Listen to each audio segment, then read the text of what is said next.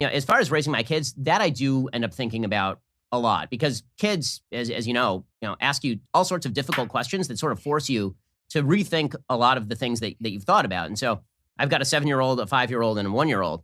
And so my 7-year-old and 5-year-old are at the ages where they start to ask really kind of interesting theological questions, right? They're starting to ask things like, what happens after you die? And in really kind of interesting and fun ways.